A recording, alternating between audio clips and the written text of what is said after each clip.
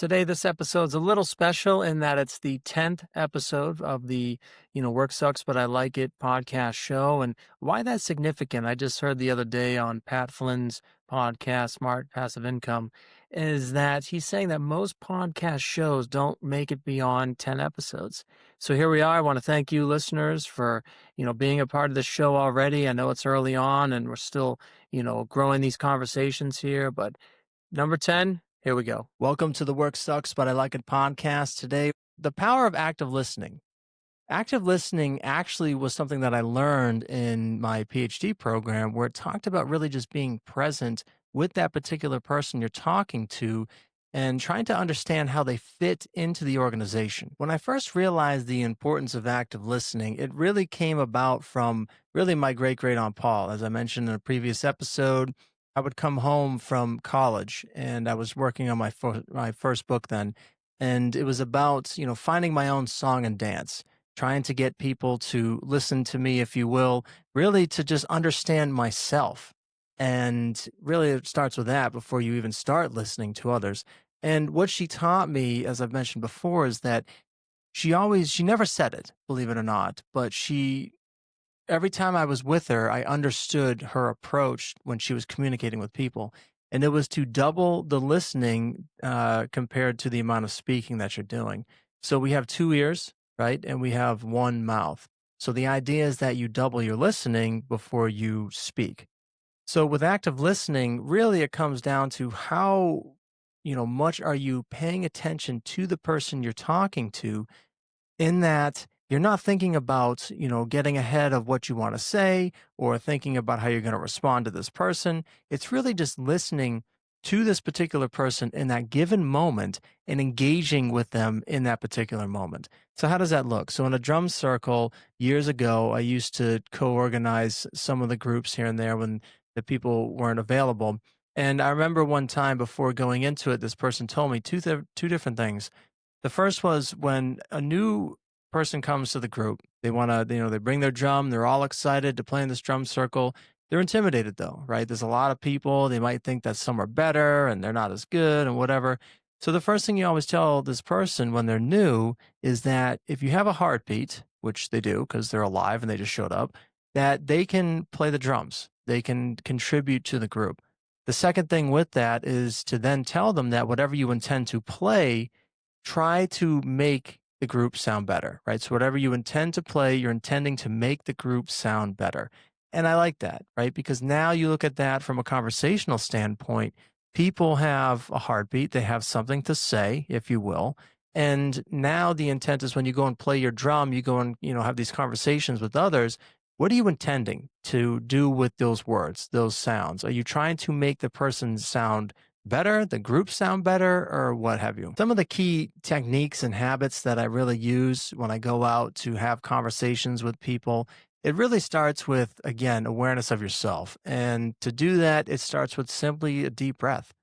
James Nestor in his book Breath talks about the ideal breath length of about 5.5 seconds on the inhale and 5.5 seconds on the exhale to, complete the cycle of CO2 oxygen exchange and the 37 trillion cells you have.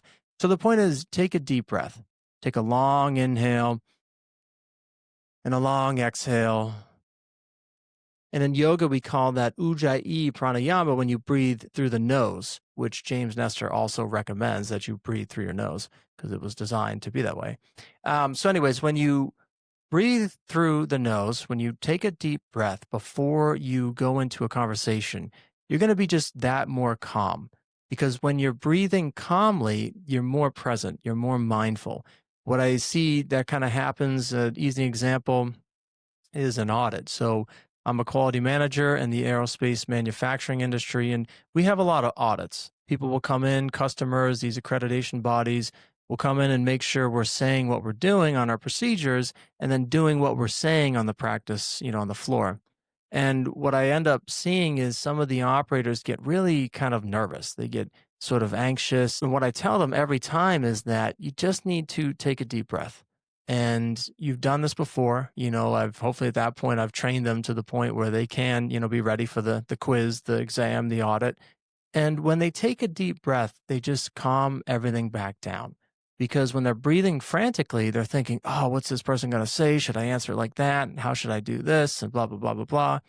But when you focus on the breath, that's when you can be present. That's when you can be mindful. And that's when you can truly be aware and listening to what people are actually saying. I've used this sort of technique, this active listening. To be honest, I didn't know what it was called until I stumbled upon it in my PhD program and the IO psychology.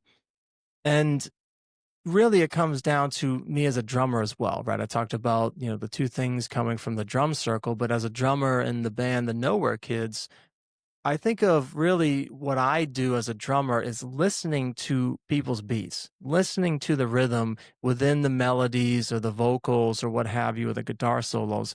And I think that's sort of a critical thing with today is that we need to be listening to these beats, right? People's beliefs, these emotions, their actions, their thoughts. Something I explain in my first book, The Impression of a Good Life, Finding Your Song and Dance. Everybody has these beats, and when you can hone in on these beats of these certain people, what makes up their sort of character, their values, and whatnot, then you can really start to, as my brother would say, jamming in the cosmic universe with them, right? You can really have this sort of cool conversation back and forth with them because you're trying to see the other person's perspective as well as your own. And that's something that Dale Carnegie really highlights in his book, How to Win Friends and Influence People. Another great resource for you guys to check out.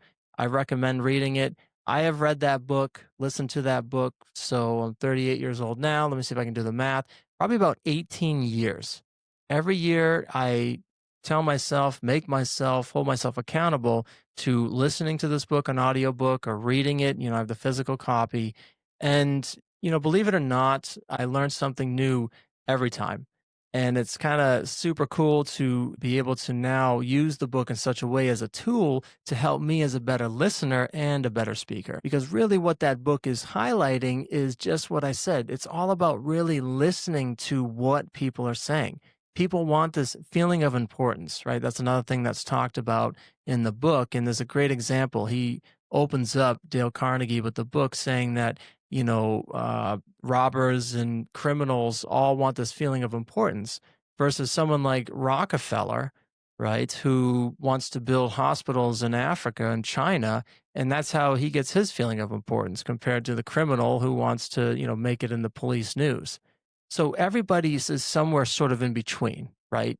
And I think that's another important thing to note when you're trying to listen to people and the things that they're saying. Leaders in the workplace, this is another area that I think is very important today, especially as a manager, again, to supervisors out there, even if you don't have someone reporting to you, I still think the active listening is critical to whatever you're doing. Because let's face it, any job we have, even if you're a social media influencer at your home and recording, by yourself, all by yourself, and you're still interacting with people.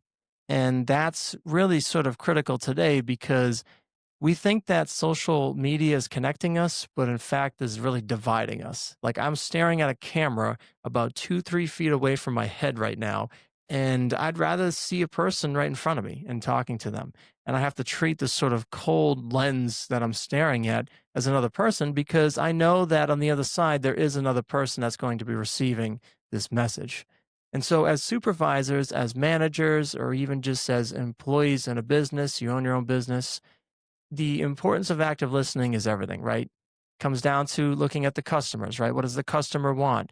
But not even just the sales side, because I use this technique all the time in the work that I do when I'm out on the shop floor. For example, I'll go out to a particular process, we'll say the foundry, and I'll listen to, what the operators are saying, and I'll also listen to the equipment. The equipment sometimes will be saying things like, oh, I need the belt changed. I need the oil changed. I need a temperature uniformity survey.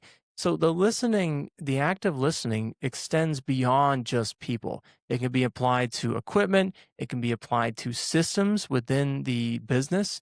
So AS9100 is a system that, is good business practice in the aerospace industry.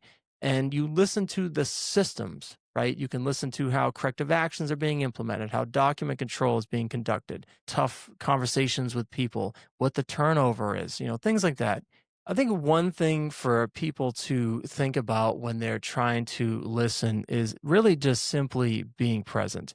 And to me, that is just so hard to do today.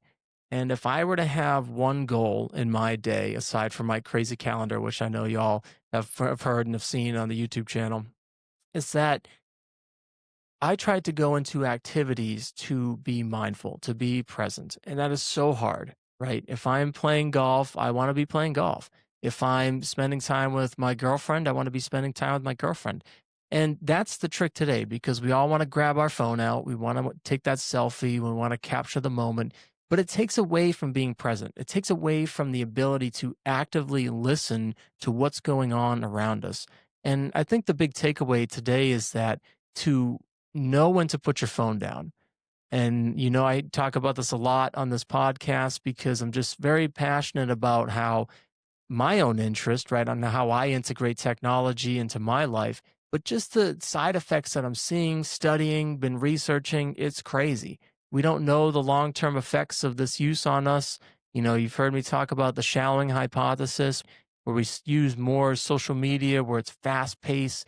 It's literally programming our brain to, be more narcissistic and more depressed. And it's decreasing our critical thinking because all we can think about now is fast, fast, fast, right? Everything is sort of squirrel brain, with a can of monster, it's just insane. So putting the phone down will allow people to be present. They'll allow them to be mindful. And when people are present, that's when you can start to really hear things. And then another technique to go even deeper is again the breath. So if you start taking a deep breath in and a deep breath out, then you're present. Then you've kind of calmed down, you've slowed down. And that's, I think, what's great about yoga too. You can even advance your practice of breathing, go to a local yoga studio, take a yoga class, learn some different techniques, how you integrate mind and body. And when you start getting your whole body trying to actively listen, that's when you're being present, being mindful. So remember that success is not about good luck, it's good skills. So the skill today, as I mentioned, a few techniques for you for active listening. Turn the phone off, take deep breaths, and really listen with two ears and speak with one mouth. If you like what you're hearing, that content, hit that subscribe button. And if you want to be on the show, right, if you have work that you think is critical to sharing today and sharing your techniques for how to balance work and life or work sucking and you making it fun or good, please shoot me an email at worksucksbutilikeit.com. And with that, I'll see you in the next episode. Thank you. We're nowhere, America. I can feel the heartbeat I'm singing. We're nowhere, America. Still a place that I can find my home. We're not where we wanna be. Oh, we better take it easy. It's gonna be a long road. Oh, it's gonna be a long. So a little bit of a shorter episode today, but I think it really hits home with the idea again of speaking with one mouth and doubling your listening. So really go out there, implement that active listening in every conversation you have, and we'll see you next time. Thank you.